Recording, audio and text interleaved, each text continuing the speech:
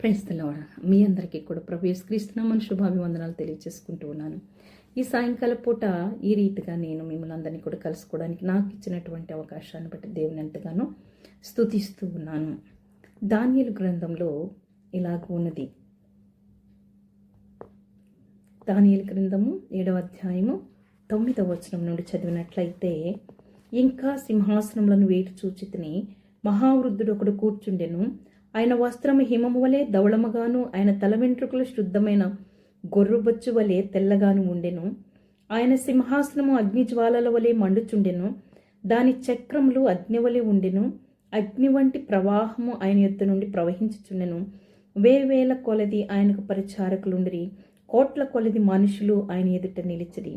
తీర్పు తీర్చుటకై గ్రంథములు తెరవబడెను. తీర్పు తీర్చుటకై గ్రంథములు తెరవబడెను. ఇది మనకు కావలసినటువంటి మాట. తర్వాత ఇంకా కొన్ని రిఫరెన్స్లు మీకు చూపిస్తాను. ప్రకటన గ్రంథము 20వ అధ్యాయము 12వ వచనంలో ఏమని ఉన్నదంటే, అక్కడ కూడా మనం చూడవచ్చు. మరియు కొద్దివారేమి గొప్పవారేమి మృతులైన వారందరూ ఆ సింహాసనం ఎదుట నిలువబడి ఉండుట చూచితిని. అప్పుడు గ్రంథములు విప్పబడిను, మరియు జీవ గ్రంథమును వేరొక గ్రంథమును విప్పబడిను. జీవ గ్రంథమును వేరొక గ్రంథము విప్పబడిను. ఆ గ్రంథముల యందు వ్రాయబడి ఉన్న వాటిని బట్టి తమ క్రియల చొప్పున మృతులు తీర్పు పొందిరి. తర్వాత అలాగే 15వ వచనానికి మనం చూసుకున్నట్లయితే, ఎవని పేరైనను జీవ గ్రంథమందు వ్రాయబడినట్టు కనబడిన ఎడల వాడు అగ్నిగుండంలో పడవేయబడెను.